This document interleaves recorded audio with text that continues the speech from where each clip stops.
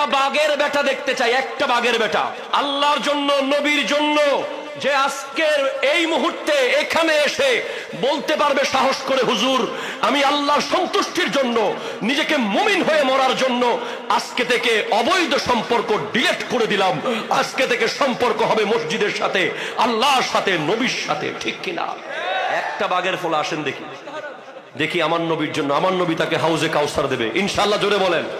তাকে আমি নগদ 500 টাকার একটা নোট দিয়ে দিব ইনশাআল্লাহ, যে এখানে এসে ওয়াদা করবে আজকে থেকে গার্লফ্রেন্ড আর থাকবে না, ডিলিট করে দেবে। আসেন দেখি, আসেনি যুবক? নারে তাকবীর, নারে রিসালাত, নারে গাউসিয়া। আল্লাহু আকবার, আল্লাহু আকবার। পারবেন? ঘুম হবে? আল্লাহু আল্লাহু আকবার বলেন, আল্লাহু আকবার বলেন, আল্লাহু আকবার বলেন। আমার আল্লাহ বলেছেন লা তাকরাবুজ জিনা, তোমরা জেনার কাছেও যেও না। জেনা করা তো দূরের কথা, জেনার কাছেও যাওয়া যাবে না। আর জেনার কাছে মানে কি?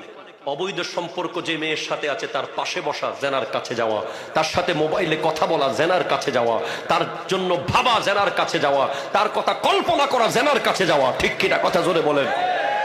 আমার ভাই শপথ করেছে আজকে আল্লাহর জন্য, আমার ভাই আজকে শপথ করছে, ইয়া আইয়ুহাল্লাযীনা আমানু ইত্তাকুল্লাহা হাক্কা তুকাতিহি ওয়া লা তামুতুন্না ইল্লা ওয়া আনতুম মুসলিমুন।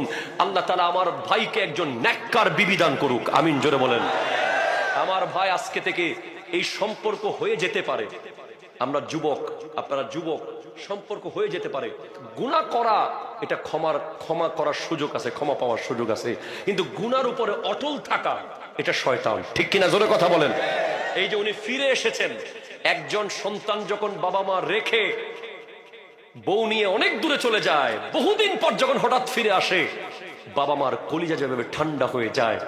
একজন ব্যক্তি যখন একজন অবৈধ নারীর সাথে সম্পর্ক করতে করতে করতে করতে তার চোখ অন্ধ হয়ে যায়, তার নামাজ বন্ধ হয়ে যায়, তার কোরআনের দিকে মন যায় না, সে দুনিয়ার আর কিছু শান্তি পায় না, তখন সেখান থেকে যখন সে ফিরে আসতে পারে, আল্লাহ চাইলে তাকে আল্লাহর ওলি বানিয়ে দিতে পারে।